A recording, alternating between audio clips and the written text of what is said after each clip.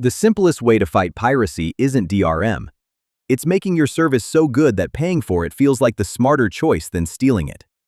That's the operating belief that Gabe Newell built Valve on. And yet, the company behind Steam, the store running on that philosophy, is currently tangled up in antitrust proceedings in multiple countries. In the UK alone, it's facing a damages claim exceeding $600 million, tied to allegations of price fixing and commission manipulation across its platform. Important caveat: these are allegations, nothing has been proven. Courts are still working through it, but the accusations exist and they're serious enough to go to trial. And here's what makes this interesting. Steam isn't alone in facing this kind of heat. Microsoft has antitrust problems. Google has antitrust problems. Meta has antitrust problems. Adobe has antitrust problems. And honestly, Adobe deserves a whole separate video just for what it's been doing to its users. That one's coming.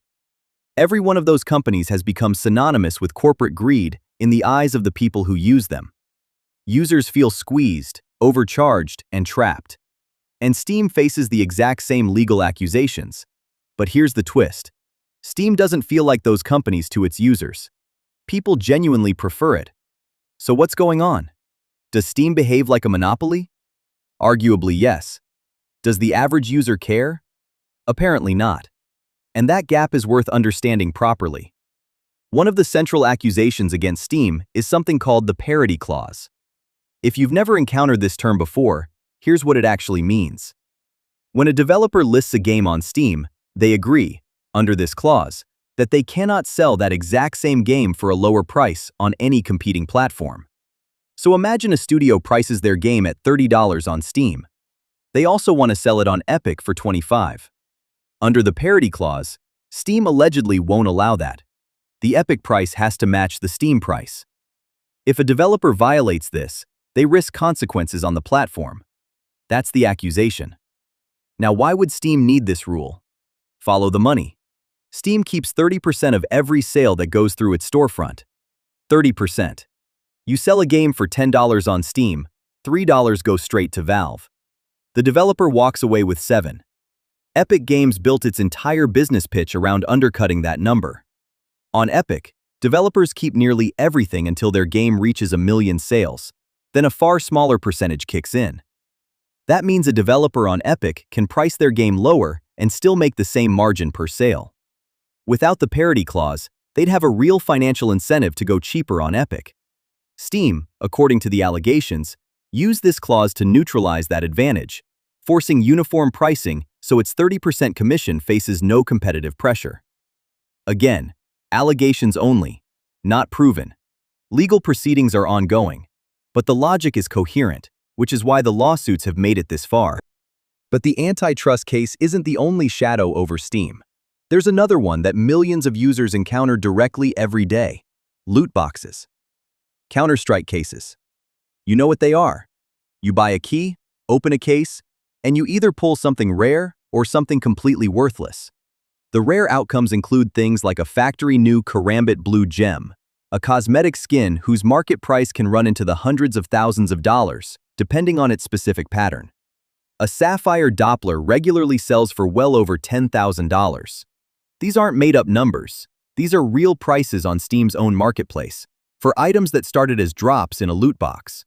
And the likely outcome of opening a case? A skin worth maybe $1 or $2.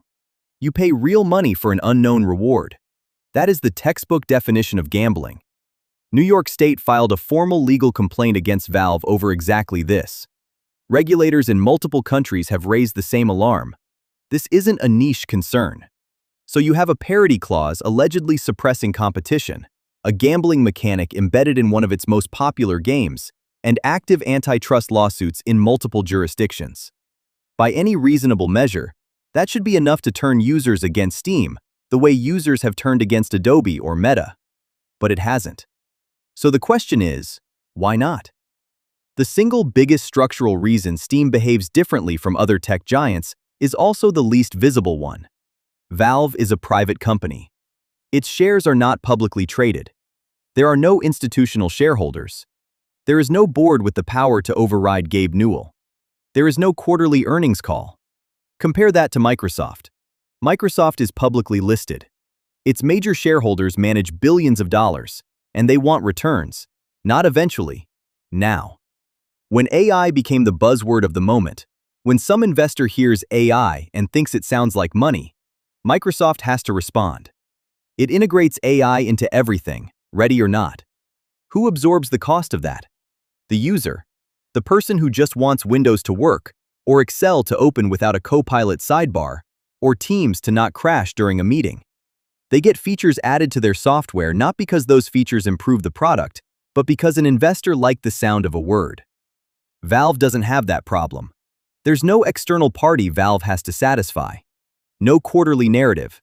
No growth at all costs pressure from a shareholder who doesn't use the product. That creates room. Room to make decisions based on what actually works for the service, rather than what temporarily satisfies a financial stakeholder. And everything we're going to talk about next, the things users actually love about Steam, only exists because that room exists. Being private enables it. There's a second structural thing about Valve worth knowing. Its internal hierarchy is unusually flat, almost no traditional corporate ladder. At most tech companies, if you have an idea, it goes up a chain. A manager reviews it. A director weighs in. Maybe a VP approves it. By the time it gets made, it's been diluted by 6 layers of approval. At Valve, employees can work on their own project directly. They can join another team working on something that interests them. No formal permission required. There are still managers. It's not total anarchy, but the hierarchy is unusually thin. An employee's primary motivation isn't, what does my manager want? It's, what actually needs to exist? That difference shapes what gets built. When you're driven by genuine interest rather than bureaucratic approval, the output tends to look different. More useful, less performative. These two structural things, private ownership and a flat internal structure, set up everything that makes Steam genuinely good. Which brings us to the good stuff. The real reason Steam dominates PC gaming isn't clever marketing or exclusive titles. It's the quality of the service. And that quality flows from one consistent principle. The user comes first, the developer is second. Everything else is further down the list. Valve has held that priority order since its earliest days, and it shows in almost every product decision. Remember Newell's piracy philosophy. If someone pirates your game, the problem isn't that they're a thief. The problem is that your service wasn't good enough to be worth paying for. That premise, piracy as a service failure rather than a moral failure, shapes everything. If the solution to piracy is a better service, then service quality has to be genuinely high. Not just adequate, actually good. The refund policy is the most visible example. On Steam, you can get a refund on almost any game, for almost any reason, within a defined time window. Didn't enjoy it? Refund. Runs poorly on your hardware? Refund. Changed your mind? Refund. The reason doesn't need to be documented or dramatic. You just request it and the money comes back. That sounds simple, but it fundamentally changes what buying a game feels like. You're not making a permanent, unrecoverable decision. You're testing something with an exit option. Then there are the Steam sales. Summer, winter, mid-year flash sales. These have become genuinely anticipated events. 80 or 90% discounts on titles that were full price weeks ago. Games you've had on your wish list for years suddenly appear at $3. At that price, the decision calculus changes. What felt like a risky purchase feels like a minor experiment. Steam Workshop is another one. User-created mods, maps, game modes, installed with a single click. And Valve has never been hostile to this ecosystem. Counter-Strike came out of a Half-Life mod. Dota came out of a Warcraft 3 mod. Valve didn't suppress those. It hired the creators and turned the mods into billion-dollar franchises. For indie developers, Steam also provides an entire back-end suite, cloud saves, controller support, achievement systems, multiplayer infrastructure, and a sales analytics dashboard that's better than most alternatives. A small studio can ship on Steam and immediately access infrastructure that would cost a fortune to build independently. That's why independent developers consistently choose Steam over competitors. And then there's customer support, which has somehow become a positive meme. Steam support actually has a reputation for solving problems. Account hacked? They recover it. Game behaving strangely? They diagnose it. Something odd happened with a purchase? They resolve it. This is genuinely unusual at this scale. Most large tech platforms treat support as a cost center to minimize. Steam treats it as part of the product, because a platform users trust is a platform users return to. All of this together creates a platform that, despite its monopoly position and its legal exposure, serves its users better than most of its alternatives. And users feel that difference. Outside the store itself, Valve did something that changed the shape of PC gaming. It built a practical exit from Windows. For years, Windows wasn't just the dominant gaming platform, it was the only viable one. Your library existed there. If you left Windows, you left your games behind. Linux was theoretically free, more stable in some ways, and appealing to technically minded users. But gaming on Linux meant starting over. Almost no developers shipped Linux versions. Then Valve released Proton, a compatibility layer that runs Windows games on Linux without modification. Not perfectly in every case, but well enough that tens of thousands of titles now run on Linux through it. Games that were never ported, never intended for Linux, run because Valve built the bridge. Your entire Steam library becomes Linux compatible, roughly speaking, without the developers doing anything. Valve also built SteamOS, a Linux-based operating system designed specifically for gaming, and the foundation of the Steam Deck. It's a genuine vision of what a non-Windows gaming future could look like. Before Proton, leaving Windows meant abandoning your library. After Proton, you take the library with you. That's a meaningful shift in user leverage, and it happened because Valve built it.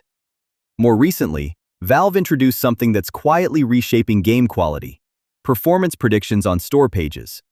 When you browse a game on Steam, it can now show you estimated frame rates for your exact hardware configuration: your GPU, CPU, RAM. You see what to expect before you buy. This seems like a convenience feature.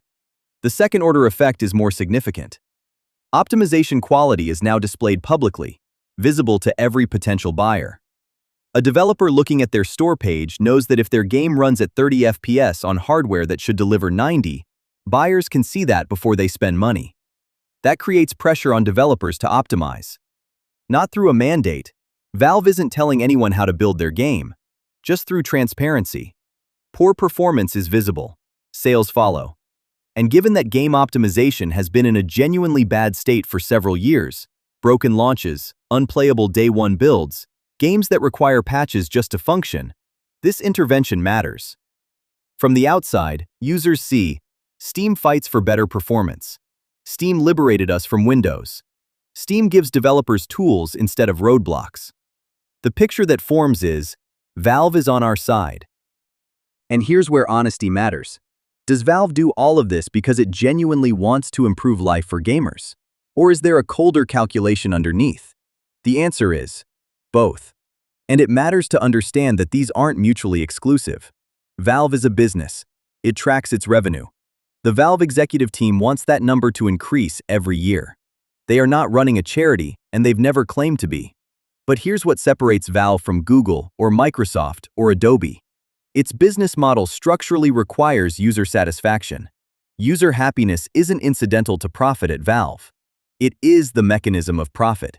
If users stop trusting Steam, they stop buying games there. If they stop buying, the 30% commission stops flowing. Valve's entire revenue depends on users actively choosing to transact. Every user-friendly feature is retention engineering. A refund policy that lets you return a bad game makes you more likely to trust Steam enough to buy the next one. Deep sales bring price-sensitive users onto the platform, generating purchases that wouldn't happen at full price. The workshop builds community and creates ecosystem lock-in. Good support means users don't abandon the platform when something goes wrong. Each of these generous features has a clear retention logic underneath it. And Proton, when you trace its purpose carefully, is less about Linux freedom and more about Valve's self-preservation against Microsoft. Think about what Microsoft controls. It owns Windows, the operating system that runs on most gaming PCs. It also owns Xbox and Game Pass, its subscription service for games. In theory, Microsoft could choose to make Steam harder to use on Windows. It could prioritize Xbox services. It could position Game Pass as the default game launcher on Windows installations. Valve cannot prevent that from happening, unless it stops depending on Windows. Proton and SteamOS are Valve's insurance policy against Microsoft ever deciding to become hostile. The user sees, Valve freed us from Microsoft's grip. The business reality is, Valve freed itself from Microsoft's ability to shut it down at any moment. These don't contradict each other. The user freedom is real. Proton is real. The ability to run Linux and keep your library, that's real and it matters. But the motivation was self-preservation, not altruism. That's the consistent pattern with Steam. The business interest and the user interest happen to align. When they align, Valve acts generously. When they diverge, that's where the loot boxes live. Even if Valve's motivations are entirely selfish, the outcome of a selfish company whose interests align with its users is a useful company to use. Compare the underlying business models. Google's revenue comes from advertising. Your attention is the product. More time on Google serves the model, whether that time is pleasant or miserable. Meta is identical. Facebook and Instagram, your engagement is the product. Maximizing time on screen and maximizing user happiness are not the same objective, and they're frequently in tension. Adobe moved to mandatory subscriptions. Once you're dependent on Photoshop for your professional workflow, Adobe can raise prices repeatedly, and your switching cost is prohibitive. Dependency is their product. Steam's revenue comes from a cut of each transaction. A transaction only happens if a user actively chooses to buy, which means a user has to trust the platform enough to spend money on it. Steam is structurally incentivized to be trustworthy, not because it has good values, but because untrustworthy behavior directly reduces the transactions that generate revenue. So, does Steam deserve to be as beloved as it is? Honestly, about 60% yes. And I want to be specific about what I mean. Steam is a monopoly. It controls somewhere between 70 and 90% of PC game sales. That is an extraordinary concentration of market power for a single private storefront. It takes 30% of every sale. It runs a parity clause, allegedly, to stop developers from undercutting it on rival platforms. It embeds loot box mechanics that function exactly like slot machines. It is a billion-dollar company that wants to stay a billion-dollar company. There is nothing uniquely virtuous or revolutionary about what Valve is doing. But it also has a refund system that actually works. Sales that feel genuinely generous. Workshop support. Competent customer service. A full suite of indie developer tools. And Proton. The reason it has all of those things isn't goodness. It's a specific business strategy. Make the service so valuable that alternatives feel like a downgrade. Compete on quality, not on lock-in. Gabe Newell's anti-piracy logic applies equally to competitors. The best way to beat Epic or GOG isn't exclusivity deals or legal threats. It's being so genuinely useful that switching isn't worth the hassle. And that philosophy, whatever its source, creates real, tangible benefits for users. Benefits you actually feel. The refund is real. The mods are real. Proton is real. The discounts are real. Contrast that with Adobe's strategy. Get users dependent, then extract. There's no incentive to improve the product because the switching cost is high enough to keep users anyway. Valve inverts that entirely. Low switching costs mean the only retention tool available is actually being good. That constraint, competition being one click away at all times, makes Steam better. Is Steam innocent? No.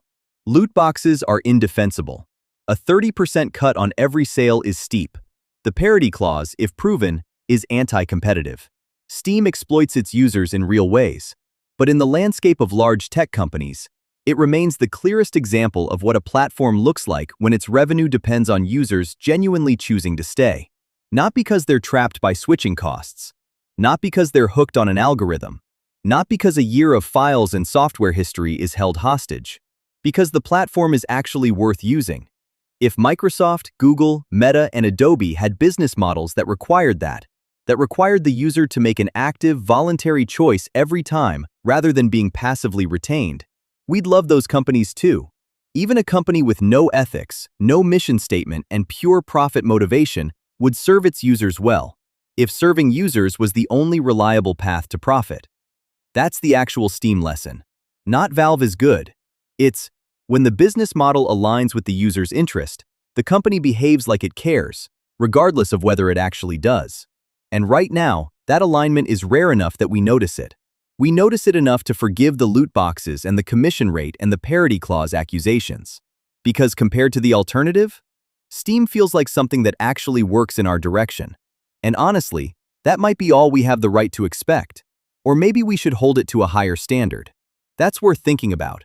Either way, that's Steam. That's Valve. That's why you probably still have it pinned to your taskbar. See you in the next one.